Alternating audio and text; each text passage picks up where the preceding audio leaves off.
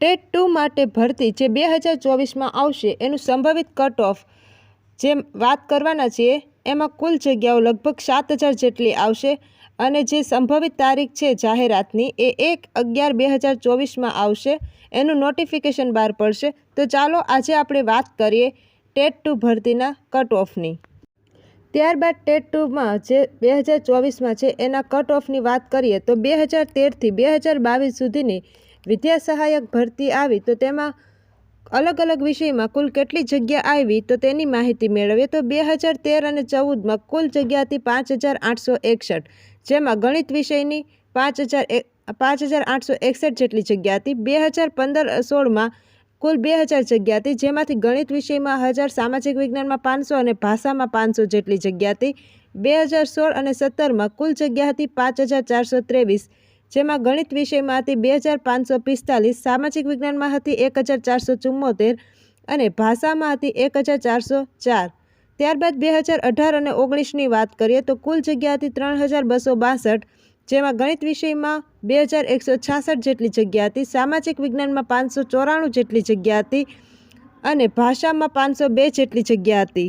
ત્યારબાદ વાત કરીએ 2022ની તો કુલ જગ્યા 2,000 જેટલી હતી, જેમાં ગણિત વિષયમાં 801 જેટલી જગ્યા હતી, સામાજિક વિજ્ઞાનમાં 761 જેટલી જગ્યા હતી અને ભાષામાં 438 જેટલી જગ્યા હતી. ત્યારબાદ 2022માં બીજી કુલ જગ્યા 1,600 જેટલી બહાર પડી હતી, જેમાંથી ગણિતની 750, સામાજિક વિજ્ઞાનની 600 અને ભાષાની 250 જેટલી જગ્યા હતી. એટલે કુલ જગ્યા 19,000 પ્લસની હતી અને ગણિતમાં 13,133 જેટલી જગ્યા આવી, સામાજિક વિજ્ઞાનમાં 3,929 જેટલી આવી અને ભાષામાં 3,094 જેટલી જગ્યા આવી. ગણિત વિજ્ઞાન વિષયમાં કુલ પાસ થયેલ ઉમેદવારની સંખ્યા 20,135 જેટલી હતી. નપાસ થયેલ ઉમેદવારની સંખ્યા 44,534 જેટલી હતી, જેમાં કુલ ઉમેદવારની સંખ્યા 64,669 જેટલી હતી, જેમાં પાસની ટકાવારી 31.14% જેટલી હતી. ભાષાની વાત કરીએ તો કુલ પાસ થયેલ ઉમેદવારની સંખ્યા 4,481 જેટલી હતી. નપાસ થયેલ ઉમેદવારની સંખ્યા 1,06,73 જેટલી હતી. કુલ ઉમેદવારની સંખ્યા 1,05,154 જેટલી હતી, જેમાં પાસની ટકાવારી ફક્ત 4.26% જેટલી જ હતી. સામાજિક વિજ્ઞાનની વાત કરીએ તો કુલ પાસ થયેલ ઉમેદવાર 12,834 જેટલા હતા. નપાસ થયેલ ઉમેદવાર 55,033 જેટલા હતા અને ત્યારબાદ કુલ ઉમેદવારની સંખ્યા 67,877 જેટલા હતા, જેમાં પાસની ટકાવારી 18.91% જ હતી. કુલ વાત કરીએ તો પાસ થયેલ ઉમેદવાર 37,450 જેટલા હતા. નપાસ થયેલ ઉમેદવાર 2,02,50 જેટલા હતા. કુલ વાત કરીએ તો પાસ અને નપાસ બંને થઈને ઉમેદવારની સંખ્યા 23,07,700 જેટલી સંખ્યા હતી અને જેમાં પાસની ટકાવારી 15.76% હતી. ત્યારબાદ વર્ષ 2023ની વાત કરીએ તો હાજર ઉમેદવારની સંખ્યા 2,37,700 જેટલી હતી, જેમાંથી 150 ગુણમાંથી 90 કે તેથી વધારે ગુણ મેળવનારની સંખ્યા 22,162 જેટલી હતી. 105 કે તેથી વધારે ગુણ મેળવનાર ઉમેદવારની સંખ્યા 4,316 જેટલી હતી.